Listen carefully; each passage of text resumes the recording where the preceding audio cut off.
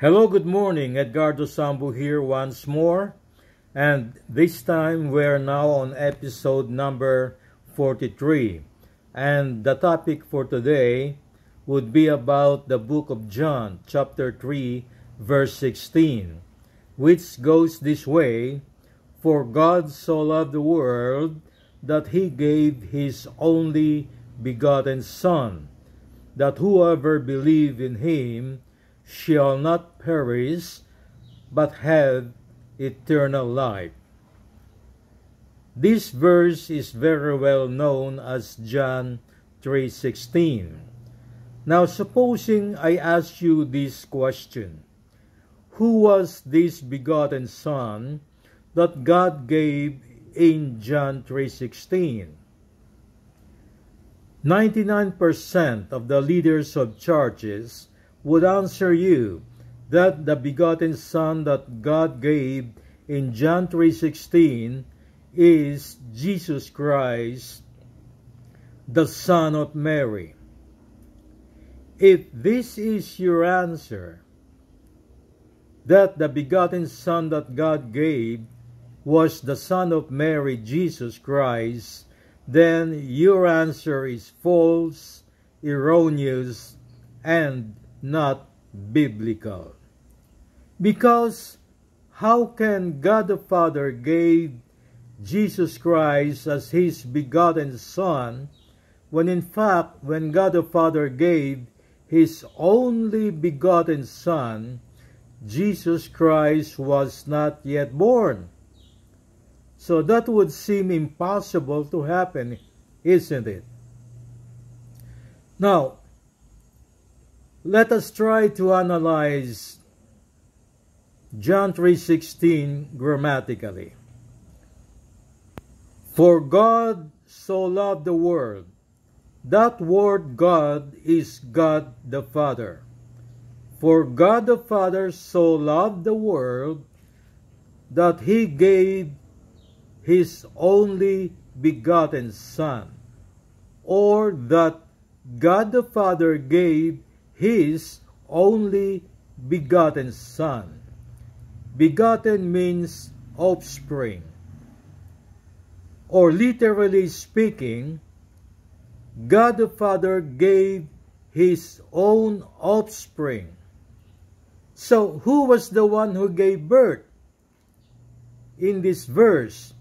If you are going to analyze this grammatically, then it was God the Father who had given birth, not Mary, because it was God the Father who gave his only begotten Son. So it was the God the Father that gave birth to that begotten Son being mentioned in John 3:16. Did you get the point? God the Father had his own spiritual Son. God the Father gave birth to his own spiritual Son.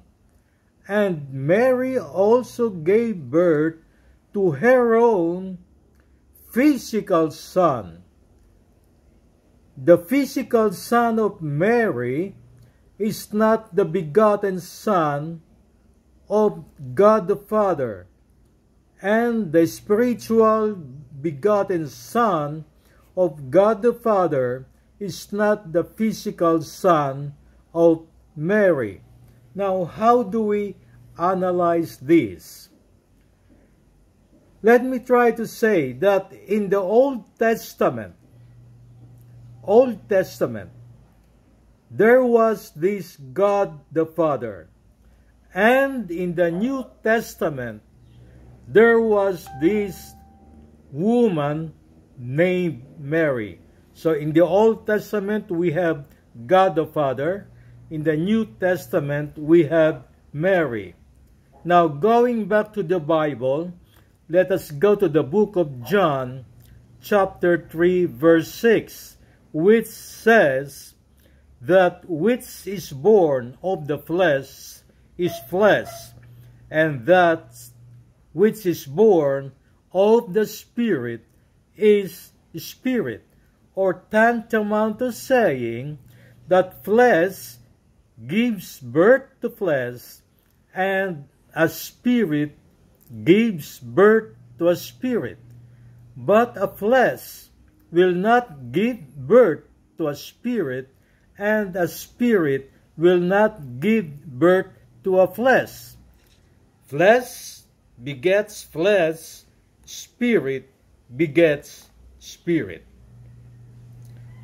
So, in the New Testament, we have Mary, and Mary gave birth to a flesh. When Mary gave birth to a flesh, that physical body that Mary gave birth to was named as Jesus Christ. Please try to understand. Flesh begets flesh. Mary as a flesh gave birth to a flesh which was named as Jesus Christ. Now this happened in the New Testament. Now let's go back to the Old Testament.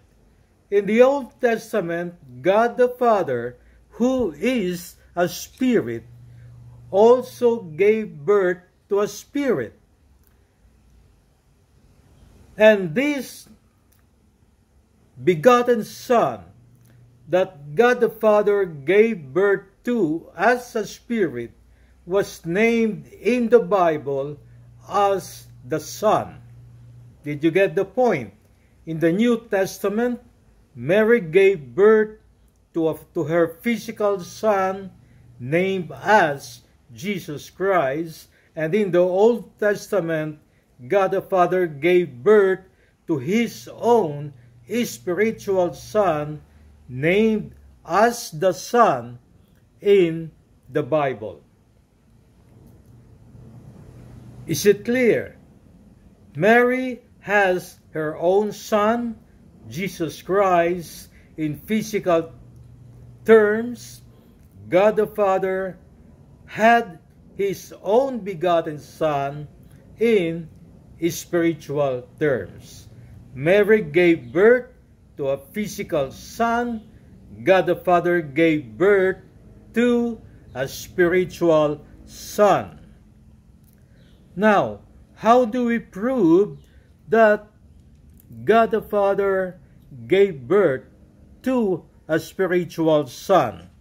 Let us go to the book of Proverbs, chapter 30, verse 4, which says, "Who hath ascended up into heaven, or descended?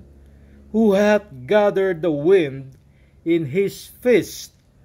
Who hath bound the waters in a garment? Who hath established all the ends of the earth? What is his name, and what is his son's name, if you can tell?" The author of this book was talking about God the Father, who had created the universe, and the Son of God the Father. This only proved that God the Father had his own spiritual son. In this book, Proverbs 30, verse 4, the author was talking about God the Father, who had created the universe and the world, who had created all things. And the author of this book was asking if you know his name. The name of God the Father, if you know him. And if you know the name of the Son of God the Father. It is very clear then that God the Father had given birth to his begotten Son, which was called in the Bible as the Son. Excuse me.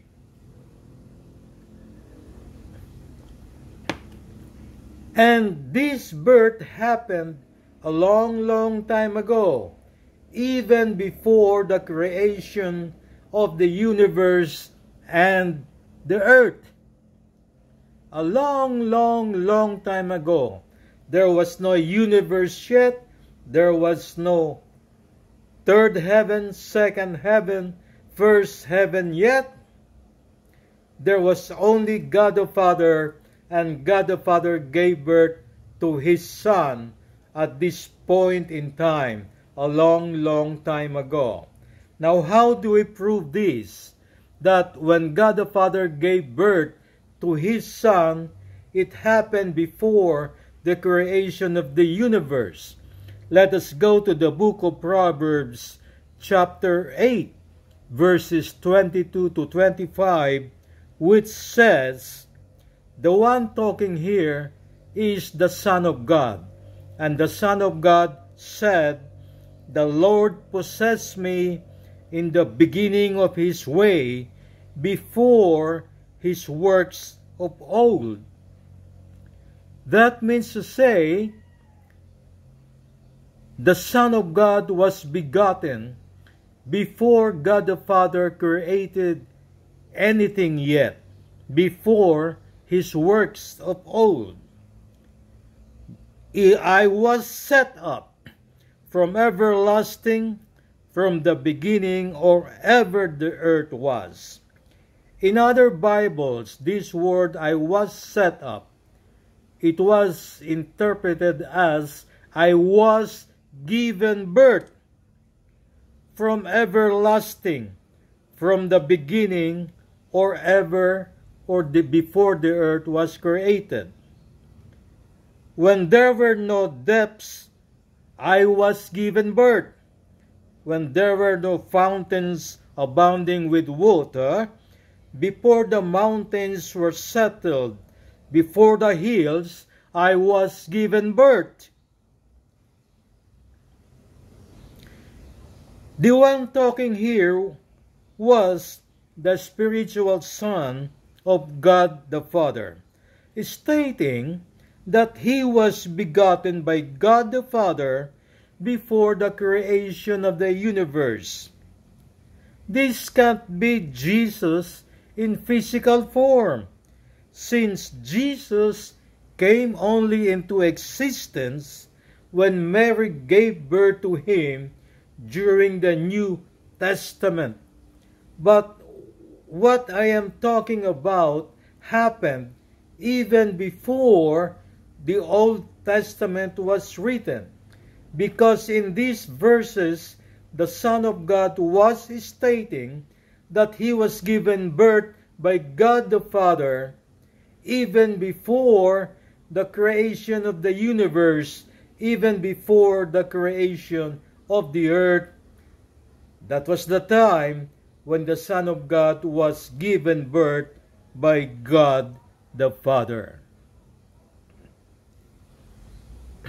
If we are going to go to the book of John, chapter 17, verse 5, it says, when Jesus Christ in the New Testament was praying in the Garden of Gethsemane that night before He will be crucified, Jesus Christ said, Father, glorify me with the glory I had with you, even before the world was. That means to say, the Son of God was already glorified even before the universe and the world was created. That means to say, the Son of God was created before the creation of the universe and the earth. But let me give some correction. When I say the Son of God was created, I meant to say the Son of God was begotten before the creation of the universe and the world. Now, what are the Bible verses that will prove that God the Father had given birth to His spiritual Son? Let us go to the book of Hebrews, chapter 1, verse 5. It says, "For unto which of the angels said he at any time, Thou art my son, this day have I begotten thee?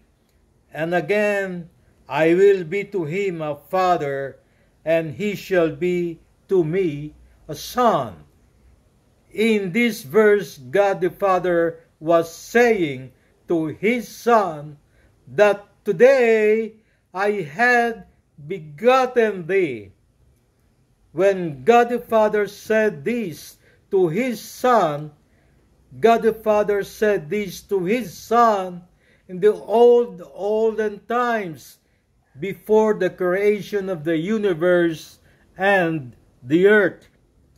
Let us go to the book of Hebrews, chapter 5, verse 5.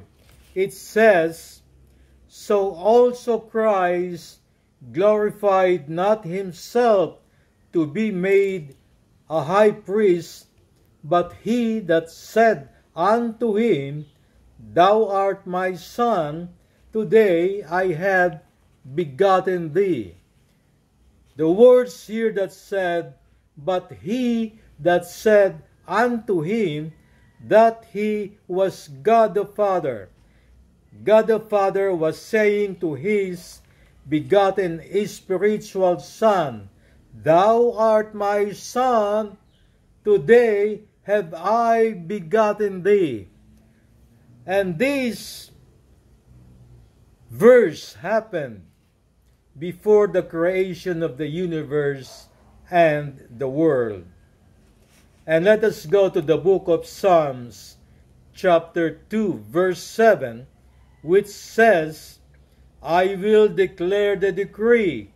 The Lord had said unto me, Thou art my son, this day have I begotten thee."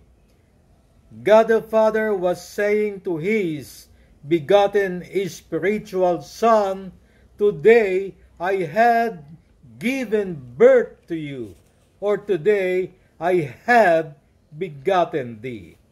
Those three verses had proven that God the Father had said the words to his begotten spiritual Son, "Today I have begotten thee."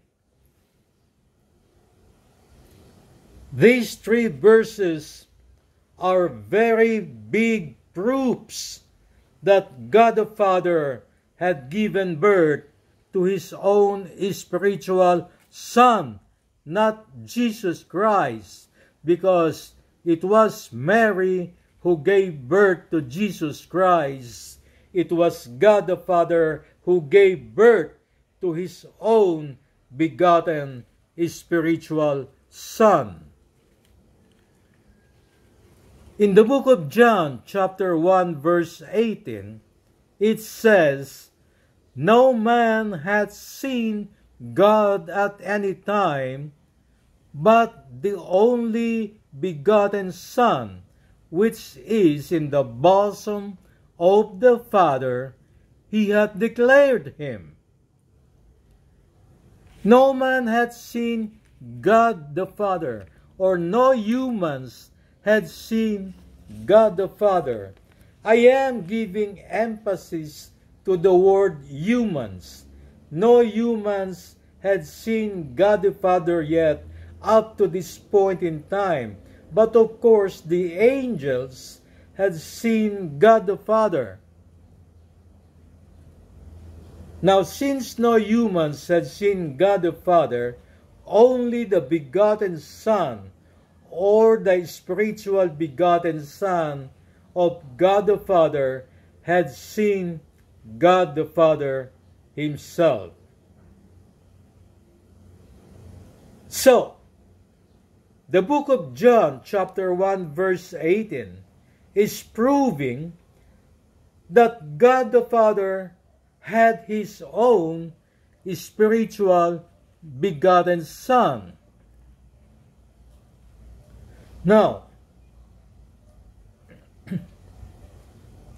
is the spiritual begotten Son of God the Father is also a God. Let us prove this by logic. If a cow gives birth to an offspring, the offspring is called a cow. If a goat had given birth to its offspring, the offspring of the goat is automatically called the goat. Because a goat will never give birth to an elephant, and an elephant will never give birth to a goat. So if a goat had given birth, the offspring of the goat is called a goat. Now, if a human gives birth, naturally, the offspring of the human is called a human. Now, if a God gives birth, or God the Father, who is a God, gives birth to His only begotten Son, how do you call the offspring of God the Father, who is a God? Of course, you are going to call the offspring of God the Father, who is a God, as also a God. So the offspring of God the Father is also a God. That means to say, the Son of God is also a God, since His Father that gave birth to Him is a God. Did you get the point?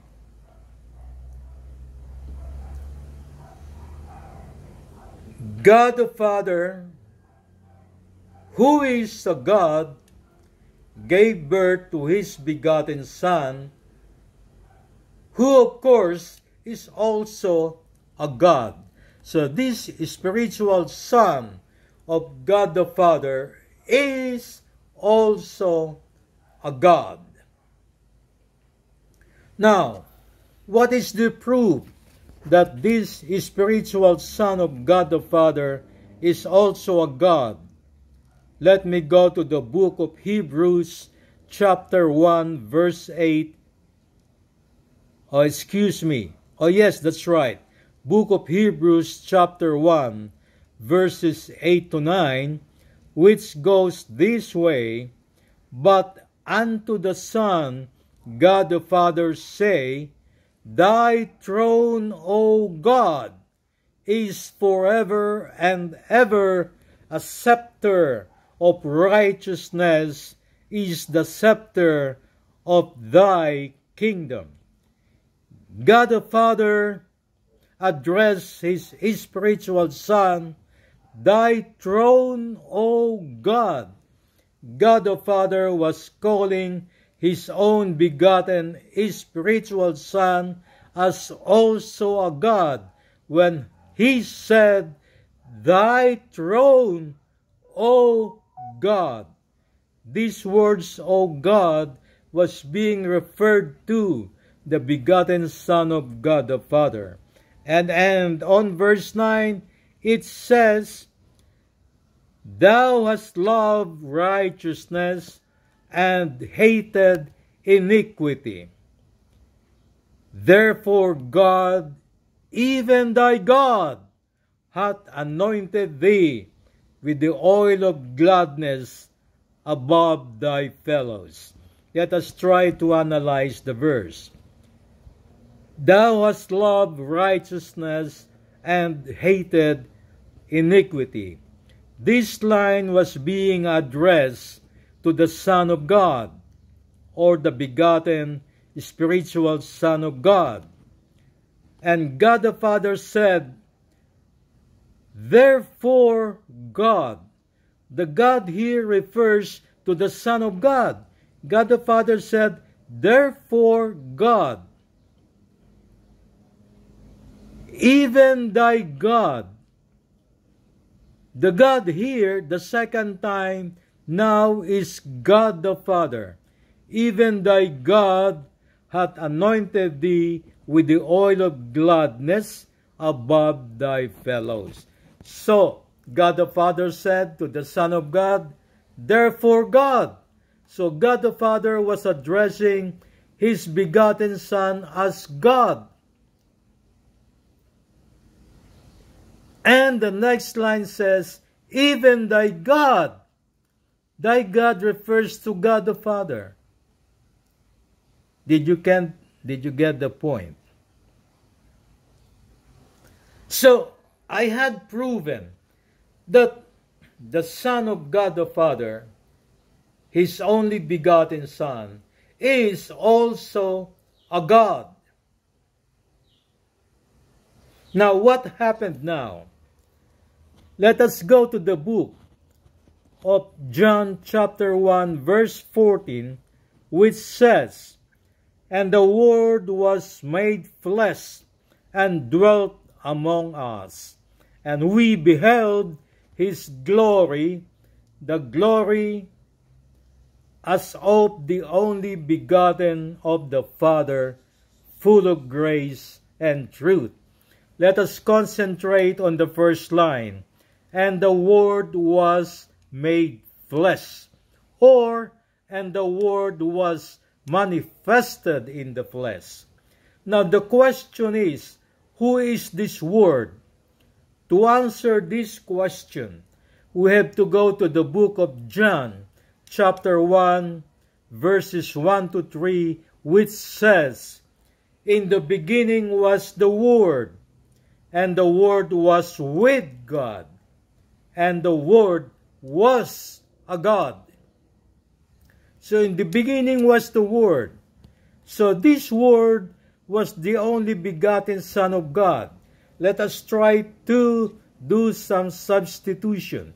In the beginning was the Word, or in the beginning was the begotten Son of God. And the Word was with God, or the begotten Son of God was with God the Father, because the begotten Son came from the bosom of the Father. And the Word was a God. The Word was a God because the Son of God was also a God. And this Word, or the Son of God, was manifested in the flesh. What does it mean? This Word, or the Son of God, had gotten for Him a human body or a flesh. And this flesh came from Mary when Mary gave birth to His Son, Jesus Christ. And the Son of God, or the Word, was made flesh. How can that be? How can the Son of God manifested in the flesh? In the book of James, chapter 2, verse 26, it says, a body without a spirit is dead, just like a body without a spirit is dead, just like faith without works is dead. So, a body without a spirit is dead. When Jesus Christ as a fetus was developed in the bosom of Mary, that was the time when the Son of God, the begotten Son of God, in spiritual form, entered the fetus, which is now in the bosom of Mary, or which is now in the womb of Mary. So we have here the fetus. The Son of God in his spiritual form entered the fetus. That's why the fetus was alive, because a body without a spirit is dead. The Spirit entered the fetus of Jesus Christ. That's why the Spirit inside the fetus of Jesus Christ is the Son of God. Are you getting the point? You as human, me as human, has a spirit, but our spirit is not the Son of God, but the spirit that went inside the fetus of Jesus Christ is the begotten Son of God, which is also a God. I could not finish this in part 1, so there will be a part 2. So for the Bible-believing Christians, watch out for part 2, the continuation of this episode, because I am now running out of time. But just remember that the begotten Son of God the Father was the one who entered the fetus of Jesus Christ, the Son of Mary. I will continue on the second part. Please do not forget to view the second part of this blog, of this episode. And in the meantime, I'm going to say bye-bye, and I would see you on part 2 of this blog or episode, John 3:16. May God bless us all, and thank you for listening.